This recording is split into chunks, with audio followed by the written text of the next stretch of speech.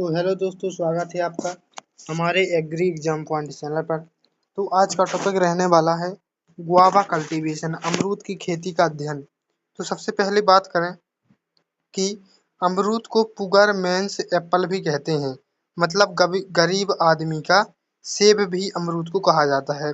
फिर इसके बॉटनिकल नाम, वैज्ञानिक नाम की बात करें तो सीडियम गुआवा इसका वैज्ञानिक नाम होता है, आपको याद रखना है।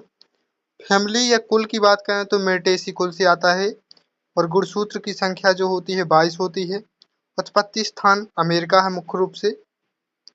और इसका फल का प्रकार की यदि बात करें, फल के प्रकार की, तो बेरी प्रकार का इसका फल होता है।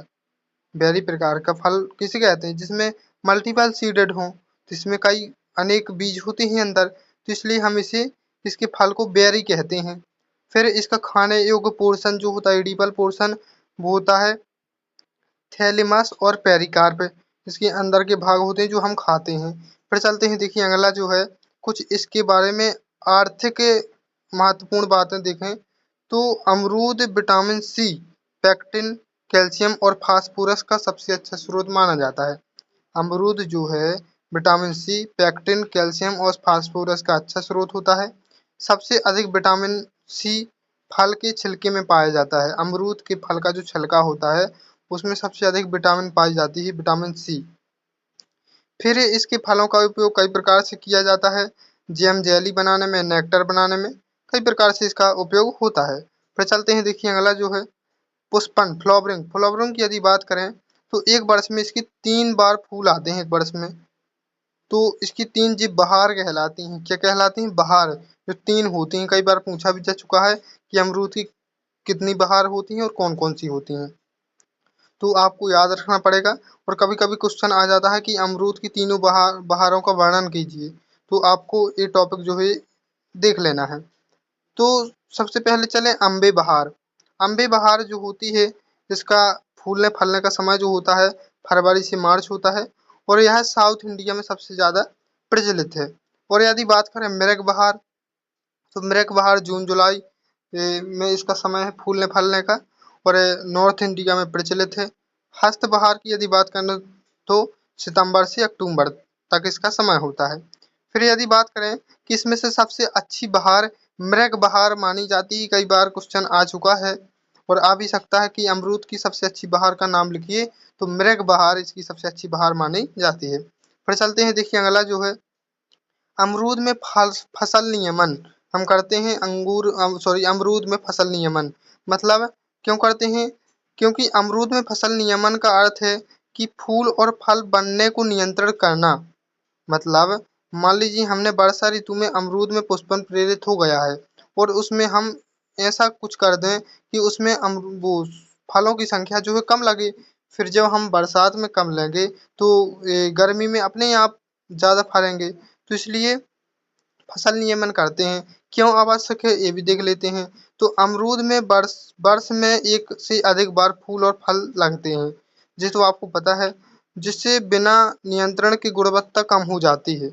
और यदि बात करें मुख्य बात के बारे में बात करें तो फसल नियमन में उत्पादन को उचित मौसम में ले जाकर, फसल नियमन से उत्पादन को उचित मौसम में ले जाकर अधिक से अधिक और बेहतर गुणवत्तापूर्वक हम फसल प्राप्त कर लेते हैं। मतलब सीधी सीधी इसका अर्थ है कि अमरूद को जितना फल देना है उसको उतना फल देने से कम करना। देखते हैं और आगे लिखा होगा अमरूद में फसल नियमन के तरीके किस प्रकार करते हैं।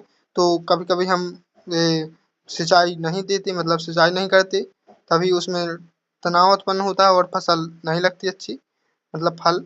और जड़ों को उजागर करना, मतलब जड़ों की छटाई करना और प्रूनिंग करना, रूट प्रूनिंग, और शाखाओं की छटाई करना और फूलों को हटाना, तो इसलिए कम फल लगेंगे, कंपल्सरी सी बात है। फिर कई प्रकार से हम यदि फूलों को हटाने के लिए कई रसायनों का उपयोग करते हैं, जैसे naphthalene acetic acid, two four D, NAD, maleic hydrazide, कई प्रकार के रसायन होते हैं जो आपको ये याद रख लेना है, कई प्रकार से पूछा जा सकता है। फिर चलते हैं, देखिए अगला है फ्लावरिंग, पुष्पन। पुष्पन की यदि बात करें तो अमरूद का पतला एजेंट, मतलब वही है फसल नियमन, मतलब फसल फलों को कम लगने देना, पेड़ में फसल फल को कम लगने देना, इसी के लिए इसी को बोला गया है अमरूद पतला एजेंट। इसके लिए मुख्य वो जो रसायन है वो है NaA, नेपथिलीन एसिटिक एसिड का प्रयोग हम 80 से 100 ppm पर करते हैं। और फल बढ़ाने के लिए यदि हमको ज़्यादा चाहिए, फल कम नहीं चाहिए, तो हम उसमें GA3 का प्रयोग करते हैं जो जिब्रेलिक एसिड कहलाता है।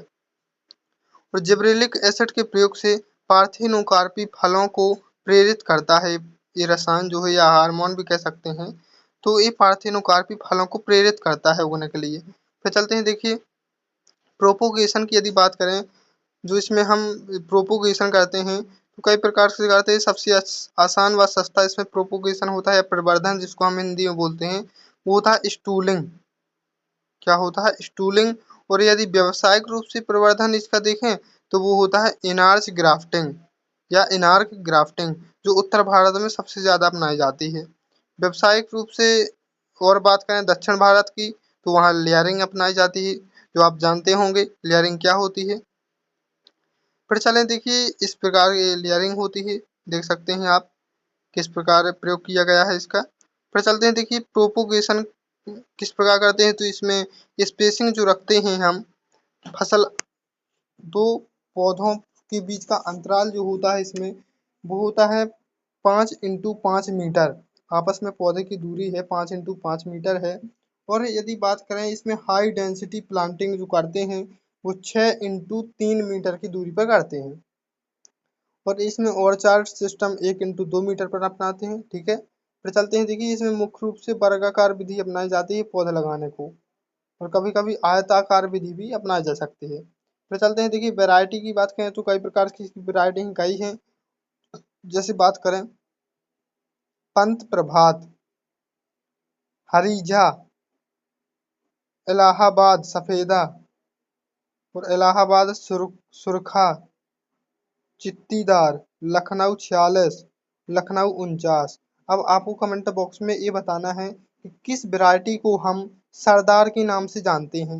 यदि आपने मेरी शॉर्ट वीडियो में देखी होगी वो टॉपिक, तो आपको पता होगा, और पहले से भी जानते होंगे तो ज़रूर बताएं कमेंट में कि किस वैरायटी को हम सरदार की किस्म के नाम से भी जानते हैं। फिर कई और वैरायटी जैसे अर्का, अमूल्य, अर्का मृदुला, कई प्रकार से हैं। सफ़ेद जाम एंड कोहिर सफेदा, एप्पल कलर की कुछ होती हैं, हापसी, कई प्रकार की हैं। फिर सीडलेस कुछ कुछ देख लेते हैं, तो बेहद कोकोनट हो गई, सहारनपुर सीडलेस हो गई, सीडलेस किस्म है। कई प्रकार से पूछा जा सकता है कि अंगूर की अमरूद की सीडलेस किस्म कौन सी है, तो आपको याद रखना है कौन कौन है। बेहद कोकोनट और सहारनपुर सीडलेस, नागपुर सीडलेस, वो तो उसकी वैरायटी के नाम से पता चलता है क्योंकि सीडलेस लगा है, तो आपको याद रख लेना है। फिर चलते हैं, देखिए कुछ महत्वपूर्ण MCQ देख लें। तो यहाँ देखा है अपन ने, पहले पढ़ा भी है तीनों वैरायटियों के बारे में, बहारों के बारे में, जो वहीं से क्वेश्चन आया है कि उत्तर भारत में जून जुलाई में फूल आने वाली बहार कौन सी है। तो अपन ने देखा था तो मृग बहार थी, जो उत्तर भारत में सबसे अच्छी मानी जाती है, और सबसे अच्छी यही बहार होती है अमरूद की, ठीक है। फिर चलते हैं, देखिए अगला जो है, अमरूद में पतलापन लाने के लिए कौन सा वृद्धि नियामक प्रयोग किया जाता है। तो पढ़ा था अपन ने पीछे अभी, नेपथिलीन एसिटिक एसिड का प्रयोग किया जाता है 80 से 100 ppm पर।